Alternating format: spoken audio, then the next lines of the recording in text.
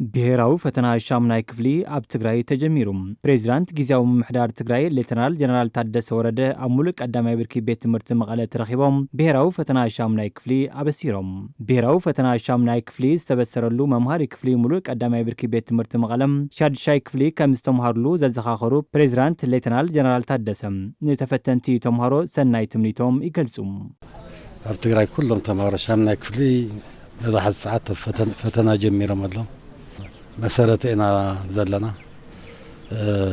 ቀደም ተማሪ ናይ ኤሌመንተሪ እዛ ቤት ትምህርቲ እዚኣ ተማሂረ ትጽቡቕ ኣጋጣሚ ድማ ቀደም ብናይ ሻድሻይ ክፍሊ ፈተና ኣብዚኣ ተፈቲነ ተፈተን ኩላ ክፍሊ እየ ናይ መጀመርያ ናይ ተምሃሮ ዝተዓሸገ ናይ ፈተና ኣዲዳ እውን ከፊተ ተወሰኑ ተምሃሮ እውን ዓዲለ በዚ መሰረት ጽቡቕ ዕድል ክብል ይፍትን።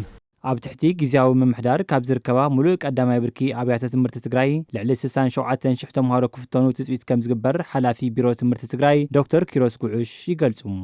እዚ ሎማዓንቲ ጀሚርና ዝኔና ፈተና ተኸታታሊ 3 መዓልቲ ዝወሃብ ኣብ 79 ወረዳታት ትግራይ ውሽጢ ኣብ ዝርከባ 1165 ኣብያተ ትምህርቲ ውሽጢ ዝመሃሩ ዝነበሩ ልዕሊ 67,000 ተምሃሮ እዮም ሕዚ ሻምናይ ክፍሊ ዝወስዱ ዘለው።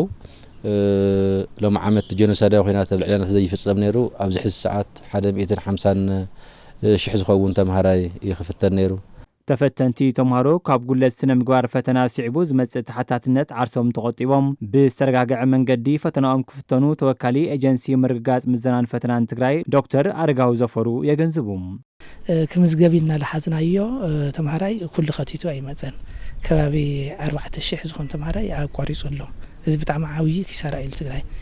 ስለዚ ትምድላው ኣኺሉ ማለት ይኾነ ገና ከዚ እውን ኣብ ዝኾነ ኸውን ምድላው ትካል እዩ ምጽናዕ እውን ክሳብ መጨረሻ ሰዓት ምድላው ምጽናዕ ኣሎ እዩ። ምኽታት እውን ልተርፈና ተምሃራይ ክህሉ የብሉን ማለት ኪሳራ እዩ ብኽነት ትምህርቲ እዩ። ከመ ከተማ መቐለ ልዕሊ 9,000 ተምሃሮ ብሔራዊ ፈተና ሻምናይ ክፍሊ መፈተኒ አይዲ ካርዲ ከም ዝወሰዱ ኣማኻሪ ማሕበራዊ ጉዳይ ዞባ መቐለ ኣይተ ጌታቸው ወዳጅ ይዛረቡ። 38 መፈተኒ ኣብያተ ትምህርቲ ኣለዋና ማለት ናቁጣታት ተም ናይ ውልቀ ስግዝዑስ ናብ ሓደ ናምጽሓ ስለ ትፍትኖም ኣብ 38 መፈተኒ ጣብያታት ናብ 9,440 ተምሃሮ ከተማ ብርኪ ሎማዓንቲ ፈተና ጀሚሮም እንሂው ማለት እዩ። እዚ ኩሎም ኣትዮም ደይ ኣተውን ዝብል ድሕሪ ፈተና እዚ ኢና ክንሪኦ ክንደይ ዝኣኽሉ ተፈቲኖም ኣለዉ ዝብል ድሕሪ ፈተና ኢና ክንሪኦ ኩሎም ክፍተኑ ኣለዎም ኢልና ኢና ግን ተሓሳብ ንገብር። ብሔራዊ ፈተና ሻምናይ ክፍሊ ካብ 4 ሰነ 2017 ዓ.ም ጀሚሩ ክሳብ 6 2017 ዓ.ም ክቕጽል እዩ።